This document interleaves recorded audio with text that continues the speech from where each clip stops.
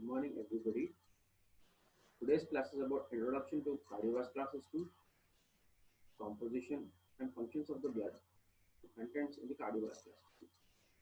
I'm Dr. Mudassir Mirza, Assistant Professor of Physiology, Osmania Medical College. So, I will also be discussing about how the different components of blood are formed in today's class. Let's begin. First and foremost, we should know that as a single cellular organism, whatever a single cellular organism wants, it takes from the environment, and whatever byproducts of metabolism are formed in the single cellular organism are given back into the environment. Like you can see in this graphic, whatever it wants, it takes from the environment. Like oxygen, if it wants, it will take and it will leave into the, it will metabolize whatever products are there inside the cell, and whatever CO2, carbon dioxide, the byproduct of metabolism is formed, it's sent back into the environment by simple diffusion.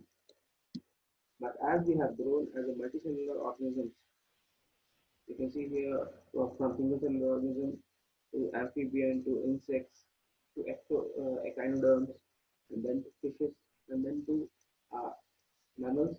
We have developed different organ systems. It's quite easier for supplying the nutrients and removing the metabolites in a single cellular organism, but it is very difficult to remove or supply nutrients to a multicellular organism just by diffusion. It will take years together to pass a small amount of nutrient through a centimeter of multicellular organism. To solve that problem, our body, we have evolved a system called as cardiovascular system. Now, this cardiovascular system, it consists of, it is made up of system of blood vessels, blood, and heart. The major function of this cardiovascular system is to transport nutrients, gases, and hormones to the cells, and pick up the waste from the cells and transport them from these areas of the body to areas where they can be excreted. Now, this cardiovascular system, it consists of a pump, that is heart. It pumps the blood from one part to the other part, and system of vessels. These blue colored structures are called as veins, and red colored structures are arteries. Arteries are thick muscular uh, blood vessels which carry the blood at a high pressure, and veins are the blood vessels which carry blood, which bring back the blood to the heart. Arteries carry the blood pumped by the heart into the body, and veins bring the blood from the body into the heart. So that is about the structural components of cardiovascular system. Inside this heart, these vessels is blood. Now, what is blood? Let us see.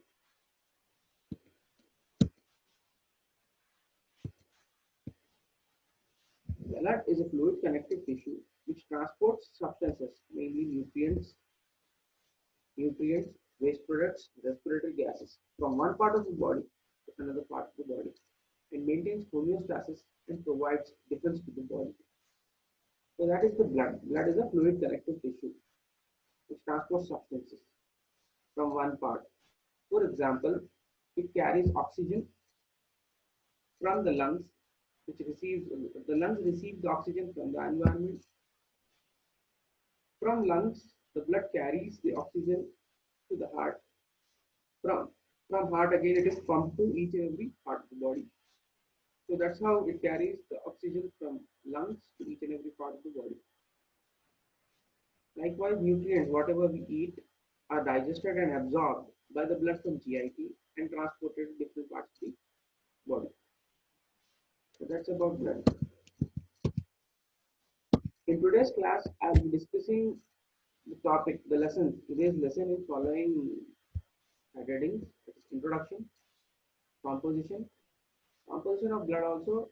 What are the different acellular components, cellular components, and then what are their functions and how are the different cells in the blood formed. First and foremost, introduction. And just now I told you about the definition. This is the important, very important definition of blood. What is blood?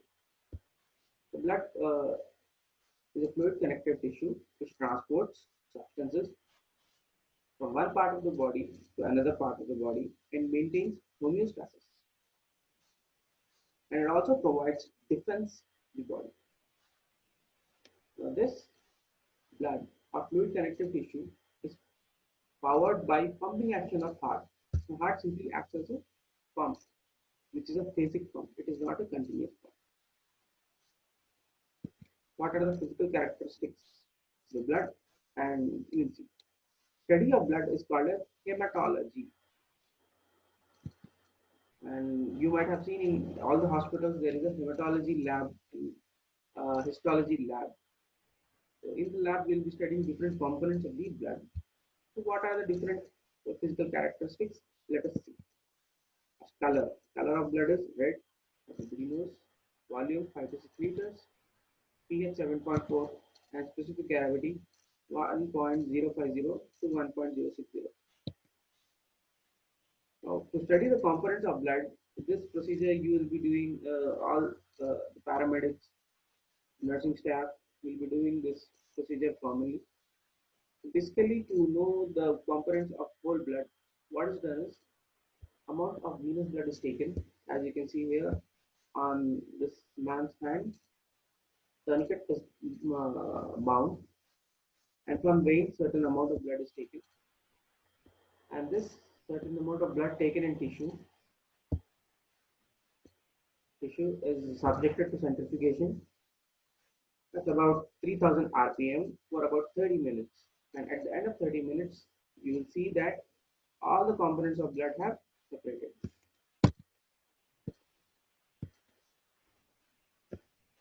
Now the whole blood, when it is separated, you can see there is 55% supernatant is a straw colored fluid which is called as plasma. Just below it is a white coat that is called as buffy coat, which contains mainly the leukocytes and platelets.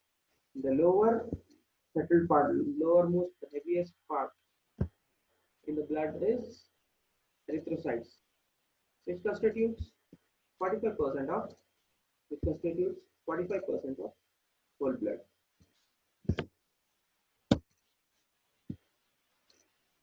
Now, to revise, what are the different components of whole blood?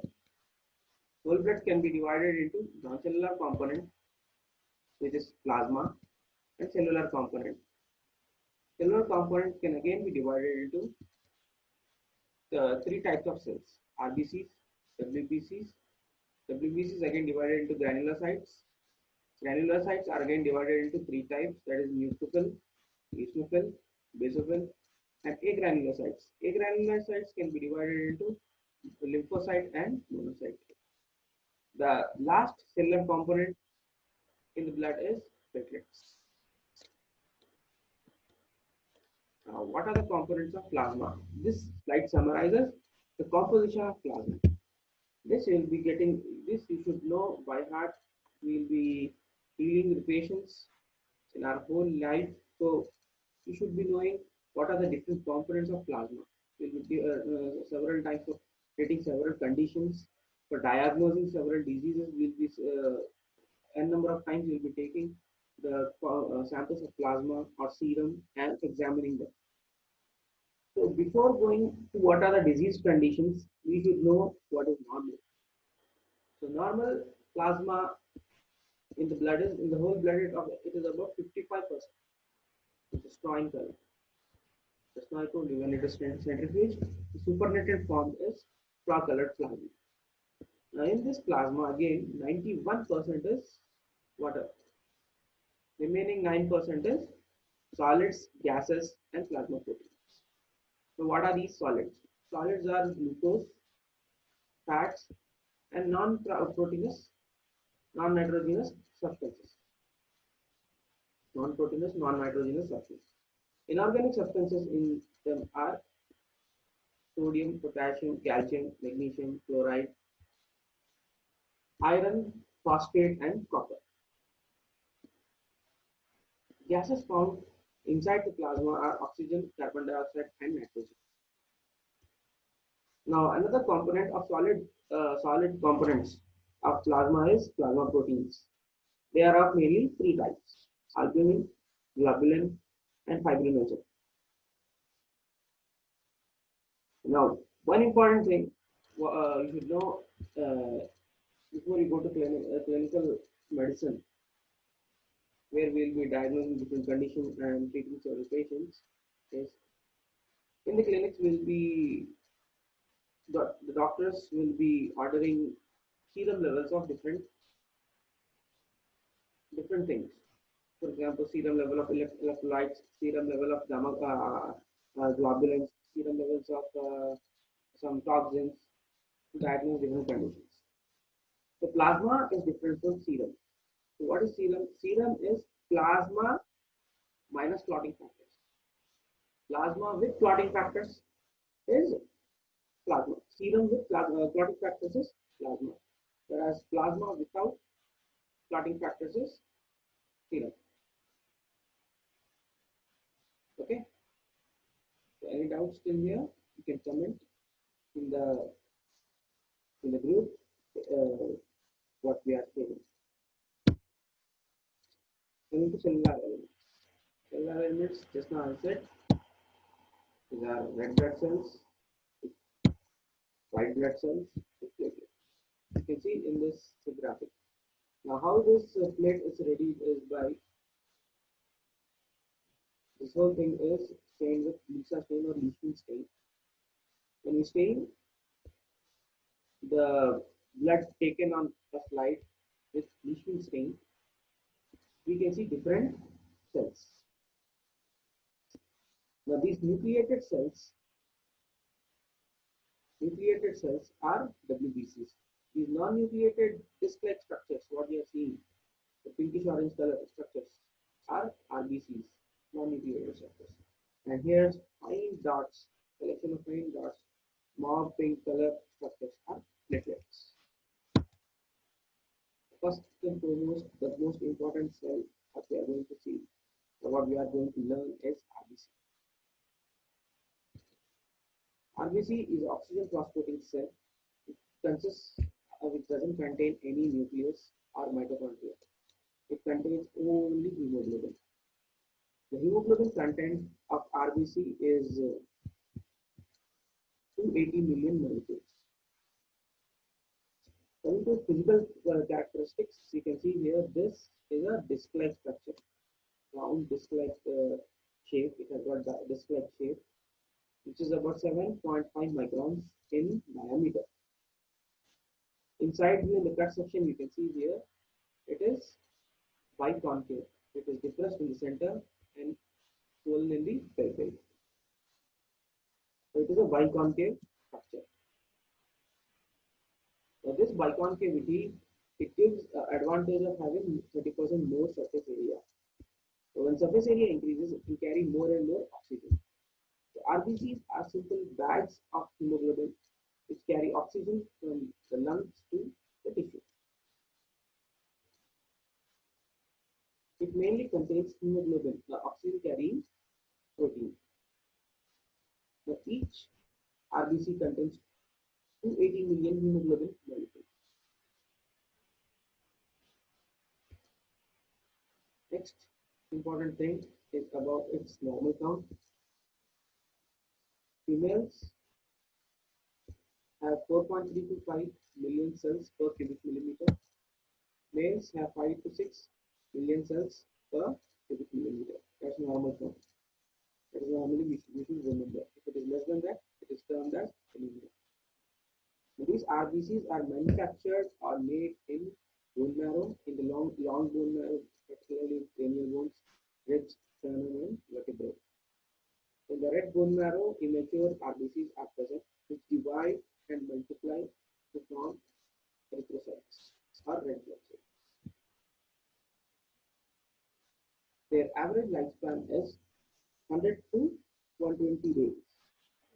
important common diagnostic test we are ordering nowadays is HbA1c. HbA1c is done. HbA1c is glycated hemoglobin. Glycated hemoglobin is glycation, attachment of glucose to hemoglobin. Attachment of glucose to hemoglobin increases if glucose content of blood is more, which this property of attachment of glucose to hemoglobin is used for diagnosing the severity of diabetes. If in that case, what happens? What is the problem? The problem is increase in glucose levels. This increase in glucose levels you can directly know by knowing the serum blood sugar levels or plasma blood sugar levels or whole blood sugar levels. But whatever value we get in the blood sugars is instantaneous on that spot. How much is the value? But how to know how the glucose has paid over a period of time? To know that, we do this glycated hemoglobin or HbA1c levels. HbA1c levels indicate the amount of glycation of glucose or attachment of non-enzymatic attachment of glucose to hemoglobin molecule. Now we know that the average lifespan of hemoglobin is 100 to 120 days. So how this glycation has occurred over a period of 120 days is the idea given by glycated hemoglobin. Glycated hemoglobin levels. So glycated hemoglobin levels or HbA1c levels provide us the amount of glucose present or how the glucose was being attached to hemoglobin over a period of last 120 days. That is the reason why we frequently do this glycated hemoglobin in our diabetic patients for about 2 to 3 months, once in 3 to 4 months, so 2 to 3 to 4 months, so that we can have clear idea of how the HbA1c fared in there or how our treatment is working properly. Next to leukocytes, these are colorless nucleated phagocytic cells. They can squeeze through the capillaries. The squeezing of leukocytes through capillaries is called as diaphoresis. They protect our body from infectious microorganisms and also from allergies. Their normal count is 4,000 to 11,000 cells per cubic millimeter of whole blood. Now, these cells are divided into, based on the granules found in cytoplasm, they are divided into granulocytes and agranulocytes. Again, granulocytes, depending on the type of stain these granules have taken, it is divided into eosinophils, basophils, and neutrophils. Neutrophils they take up both acidic stain and basic stain, so that's why they are called neutrophils. They are neutral. Basophils they take up the basic component of the dye, the lesion stain. That's why they are dark blue in color. The acidic basic component is dark blue in color, whereas acidic component is bright red in color. So the granules of eosinophils are bright red in color. The granules of basophils, which take up acidic part of the stain, are blue in color, dark blue in color. The granules in neutrophils, which take up both the acidic part and basic part. In other words, they take up both pink and blue component of the dye. These granules are pinkish blue in color. Pinkish blue in color. Next is agranulocytes. Agranulocytes are of two types, monocytes and lymphocytes. The larger one, kidney-shaped nucleus, are monocytes. Smaller ones, with very less amount of cytoplasm, are lymphocytes. So these are the different types of neutrophils, their volume, their percentage in the blood, their description, and their function. First, we'll see what are neutrophils. Neutrophils, their size is about 12 to 18 microns. They constitute 70%. They are the major WBCs. Neutrophils, small size, neutral, the cells with neutral granules. Their nucleus is multilobed. You can see here, it is multilobed. So many lobes are there which are connected by thin strands. They contain pink color, bluish pink color granules which are modified lysosomes. Their function is to provide first line defense. The policemen of the body, they are also called. They phagocytize and destroy the bacteria. And they are the most numerous WBC. Next important cells are eosinophils. Eosinophils, in them the nucleus is bilobed. You see here it is bilobe, two lobes. It has only two lobes. It's connected by thin strand of nucleus. And its size is also around 12 to 14 microns.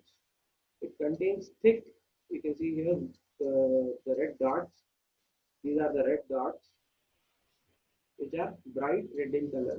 These red dots are granules which are occupying even over the overlying over the nucleus. So bright thick red dots are eosinophilic granules. Eosinophilic granules. So with this bright red dots, we identify the WBCs as eosinophils. Their important function is they protect us against the allergic reaction and also worm infestations. They can phagocytose large multicellular organisms. In neutrophils, they can phagocytose small bacteria, unicellular bacteria. Whereas eosinophils, they can attack and they can kill multicellular organisms of the size of a small larvae. So that is the reason why the eosinophil count rises in worm infestations and allergic reactions. Next cells are basophils. Basophils, you can see here the nucleus. Because the size of the basophils is somewhere around 14 to 18 microns. 14 to 18 microns. It's slightly larger than eosinophil. It has got dark blue or bluish black color granules which contain a lot of heparin and other substances which are released during allergy. Its nucleus, you can see, it is multilobed or bilobed and irregular in shape.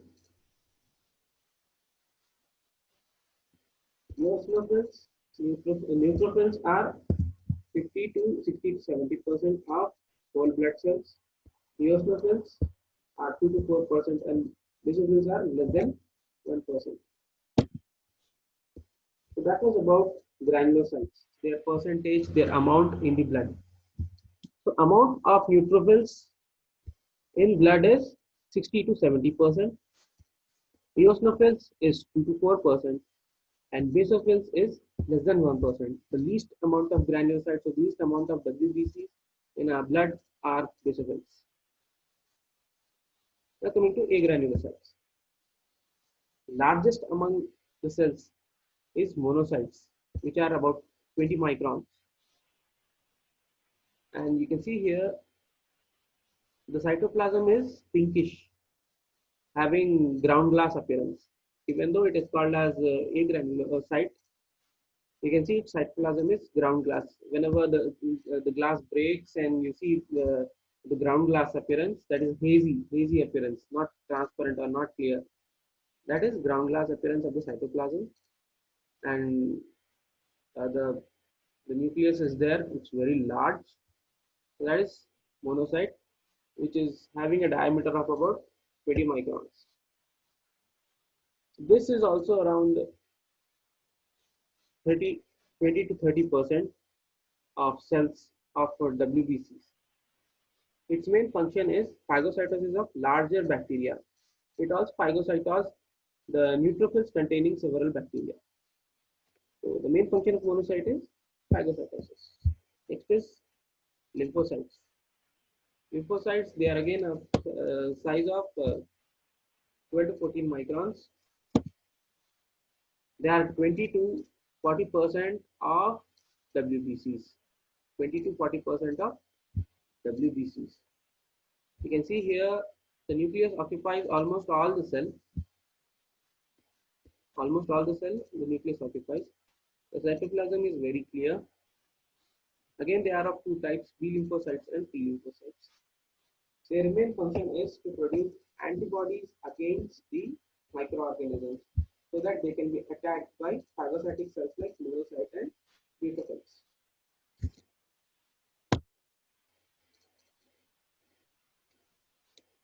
So that was about WBCs. Any questions here? You can post it in the comment section or WhatsApp group. Next important structure, the found element of blood is platelet. These platelets, as the name suggests, they are lets of plate or small fragments of larger megakaryocytes which are found in bone marrow. They contain a lot of clotting factors like calcium, adenosine diphosphate, and serotonin. Their normal point is 1.5 to 4 lakhs per cubic millimeter. The important function is stop bleeding when the blood vessel is damaged. And this process of stoppage of bleeding when blood vessel is damaged is called as hemostasis. They also participate in killing viruses. You can see here in this graphic, these are the disc-shaped cells, which are RBCs. Larger cells with pseudopodia are WBCs, and small bits of cytoplasm are platelets. That's about platelets, the formed elements of the blood. Now, production of formed elements. Production process of blood cell production is called as hematopoiesis or hemopoiesis. All the formed elements are derived from single population of cell, which is called as stem cell. Stem cell is a cell which can give rise to any type of blood cell. That is, it could give rise to RBC, WBC, or a platelet. After it divides into committed cells. The committed cells means the cells which are committed to form one particular type of cell. For example, proerythroblast. Proerythroblast is a committed stem cell for formation of red blood cells. Myeloblasts are the committed cells to form basophils, neutrophils, and eosinophils, or in other words, granulocytes. Lymphoblasts are committed cells that develop into lymphocytes. Monoblasts, they develop into monocytes. So proerythroblast, myeloblasts, lymphoblasts, and monoblasts are committed cells. They are committed to form a particular type of blood cell. Megakaryocytes are committed stem cells which develop into platelets. Now, this hemopoiesis mainly occurs in red bone marrow, the long bones, that is humerus, femur, sternum, ribs, vertebra, and pelvis. So this is the diagram which shows how the different cells develop through different stages. So first, we'll go with the development of RBCs. RBCs develop from pluripotent stem cell. Pluripotent means it is potent, it has having potency of forming multiple cells. Plura means multiple, potency means ability. So pluripotent stem cells have ability to develop into or form into many types of cells. So pluripotent stem cell forms committed stem cell for formation of red blood cell, which is called as proerythroblast. Proerythroblasts forms erythroblast. Erythroblasts gets converted into reticulocytes. Reticulocytes matures to form erythrocytes. So that is about how the different stages of development of RBC occurs, from proerythroblasts to erythrocytes. Next is megakaryoblast. Pluripotent stem cell differentiates into megakaryoblast. It divides to form megakaryocytes and platelet. The megakaryocytes gives out its bits of cytoplasm to form platelets. These Next form of cells formed by pluripotent cells is myeloblasts. Myeloblasts are committed centers for formation of granulocytes. What are the different granulocytes? Basophil, eosinophil, and neutrophil. So myeloblasts form basophil myelocyte, which gets converted into that differentiates into basophil.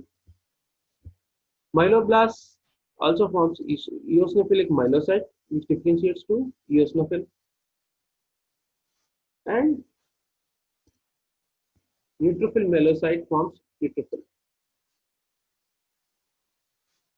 All these are granulocytes. Monoblast forms monocyte. Lymphoblast form lymphocyte, which again differentiates into T lymphocyte and B lymphocyte. Monocytes and lymphocytes are agranulocytes. So there are factors which affect development or formation of hemopoiesis. The main factor which is responsible for erythrocyte formation is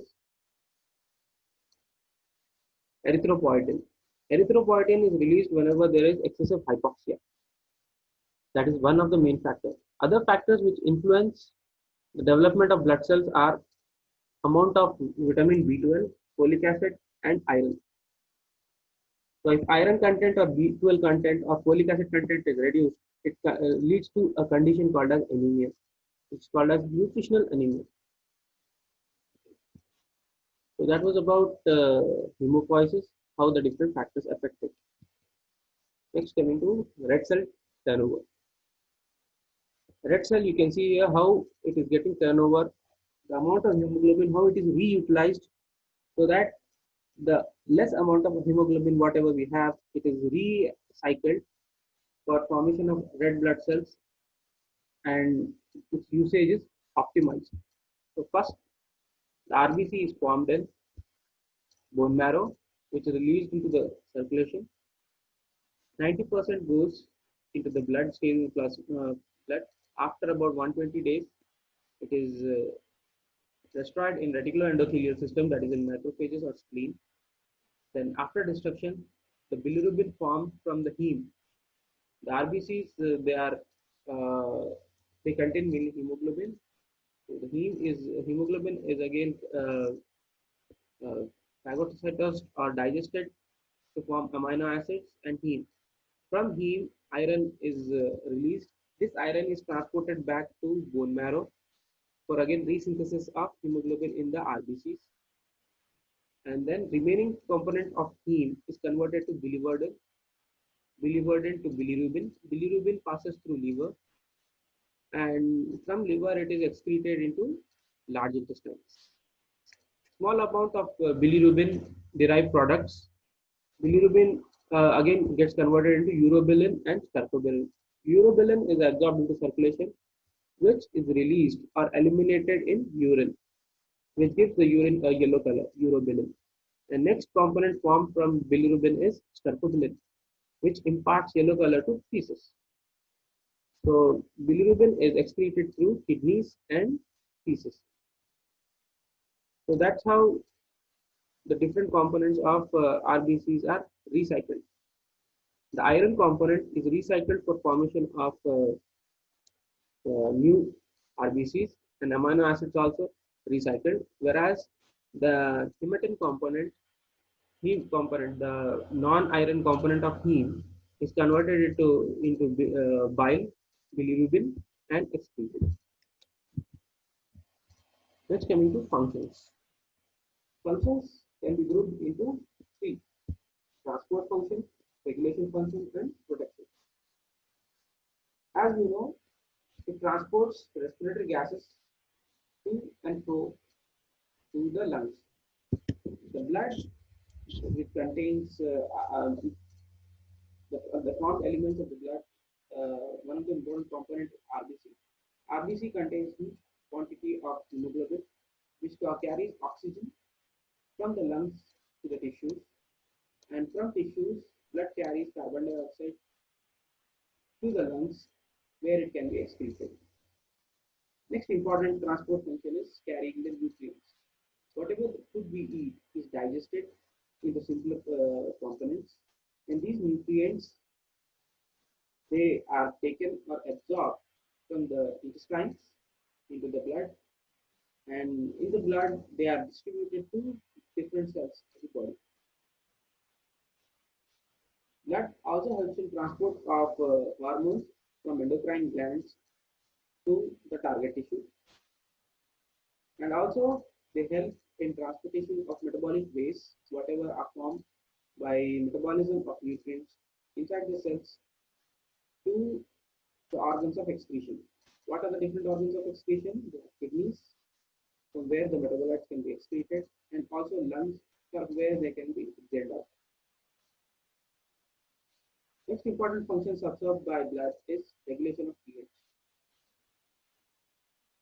pH, normal pH of the blood is 7.4, 7.3 to 7.4, which is maintained constant by varying the levels of different buffers in our body. So those buffers you will be learning in acid-base regulation by kidneys. Blood also helps in maintaining body temperature. Whatever it redistributes the temperature from the area of high temperature to low temperature and low temperature to high temperature. That's how it adjusts and maintains the temperature. One of the important functions, regulatory functions of blood is maintenance of water content inside the cell. Water can be readily exchanged between the blood and the cell. Water can cross the cell. So the body fluids are mainly divided into intracellular fluid and extracellular fluid. The fluid outside the cell is called as extracellular fluid, and the fluid inside the water inside the cell is called as intracellular fluid. Whenever the water content of the cells reduces, they can readily exchange from the plasma or blood. And whenever the water content of plasma increases, they enter inside the cell if required, or they are excreted. And whenever the water content of inside the cell it reduces, they readily take up from the blood. That's how it maintains, the blood helps in maintenance of amount of water inside the cell constant. And one universal function of blood, because of presence of phagocytes like neutrophil and monocytes, we know that it provides defense against microorganisms and also allergy causing substances. So any doubts? If you have got any doubts, you can please comment in the WhatsApp group. Thank you.